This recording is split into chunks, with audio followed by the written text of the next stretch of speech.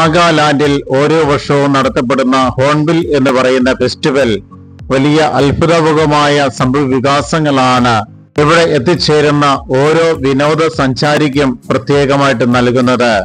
ഞാനും അതിന്റെ അന്താളിപ്പിലാണ് ആയിരിക്കുന്നത്. വലിയ മലമുകളിൽ ഫെസ്റ്റിവൽ എന്ന് എഴുതി വച്ചിരിക്കുന്ന രേഖകൾ പോലും അതിന്റെ വലിയ സൂചനയാണ് കാണിക്കുന്നത്. ഈ ഒരു ഫെസ്റ്റിവൽ നടക്കുന്ന സ്ഥലത്ത് തന്നെ ഒരു ബാപ്റ്റിസ്റ്റ് ചർച്ച് നിലകൊള്ളുന്നുണ്ട്. ആ ഒരു ചർച്ചിന്റെ ഏതാനും വീഡിയോ ചിത്രീകരണമാണ് ഞാൻ നടത്തിക്കൊണ്ടിരിക്കുന്നത്. വീണ്ടും മുന്നോട്ട് പോയി കഴിയുമ്പോൾ എയർപോർട്സിന്റെ ഒരു ഏതാനും ഭാഗങ്ങൾ നമുക്ക് കാണുവാൻ സാധിക്കുന്നുണ്ട്. ഫെസ്റ്റിവലിന് ധാരാളം ആളുകൾ എത്തിച്ചേരുന്നതായതുകൊണ്ട് ഇതുപോലുള്ള പ്രദർശനങ്ങൾക്കെല്ലാം വലിയ പ്രാധാന്യം കൊടുക്കുവാൻ അവർ മറന്നു പോകാറില്ല. മിലിറ്ററിയുമായി ബന്ധപ്പെട്ട ഏതാനും ചിത്രീകരണങ്ങൾ കൂടി അവർ നടത്താറുണ്ട്. നാഗാലാൻഡ് എന്നത് തൊട്ടടുത്ത് ഒരു അതിർത്തി പങ്കിടുന്ന രാജ്യമുള്ളത് കൊണ്ട് ധാരാളം യുദ്ധങ്ങൾക്ക് സാക്ഷ്യം വഹിച്ച ഒരു സംസ്ഥാനം കൂടിയാണ് നാഗാലാൻഡ് എന്നത്. അതുകൊണ്ട് തന്നെ യുദ്ധവുമായി ബന്ധപ്പെട്ട് അന്ന് ഉപയോഗിച്ച ടാങ്കറുകൾ പോലും ഈ ഒരു വലിയ പ്രദർശനം നടക്കുന്ന ഈ ഒരു ഫെസ്റ്റിവലിനോട് അനുബന്ധിച്ച് അതിന്റെ ഒരു ഡെമോ ഇവിടെ ചിത്രീകരിച്ചിരിക്കുന്നതാണ് എനിക്ക് കാണുവാൻ സാധിച്ചിരിക്കുന്നത്. നാഗാലാൻഡിന്റെ സംസ്കാരവും പൈതൃകവും ഒന്നും നഷ്ടപ്പെടാതെയുള്ള പ്രദർശനങ്ങളാണ് ഇവർ ഈ ഒരു ഫെസ്റ്റിവലിനോട് അനുബന്ധിച്ച് നടത്തിക്കൊണ്ടിരിക്കുന്നത്.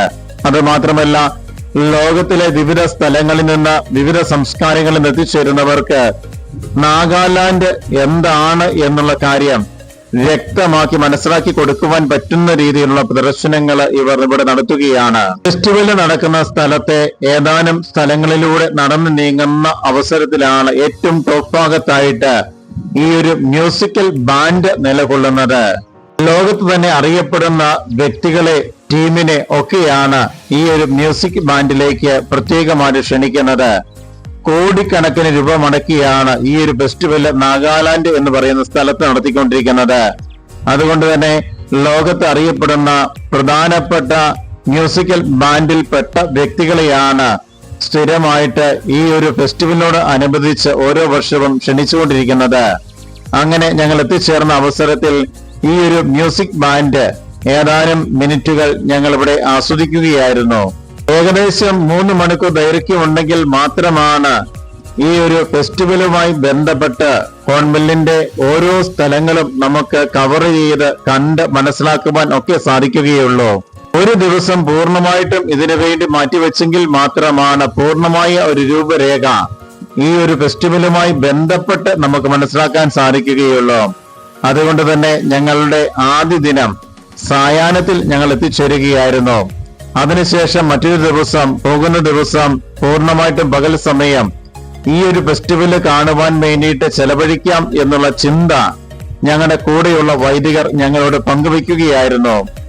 ഇപ്പോൾ മിലിറ്ററിയുമായി ബന്ധപ്പെട്ട് യുദ്ധത്തിൽ അന്നത്തെ കാലഘട്ടത്തിൽ ഉപയോഗിച്ചിരുന്ന ഒരു ടാങ്കറാണ് പ്രത്യേകമായിട്ട് ഈ ഒരു പ്രദർശനത്തിന് വേണ്ടി പ്രത്യേകം വെച്ചിരിക്കുന്നത്. ഏതായാലും ഒത്തിരിയേറെ വൈവിധ്യങ്ങളോടുകൂടി മാത്രമാണ് ഈ ഒരു ഹോൺബിൽ എന്ന് പറയുന്ന ഈ ഒരു ഫെസ്റ്റിവലിനെ ഇവിടെ എത്തിച്ചേരുന്നവർക്ക് നോക്കിക്കാണുവാൻ സാധിക്കുകയുള്ളൂ.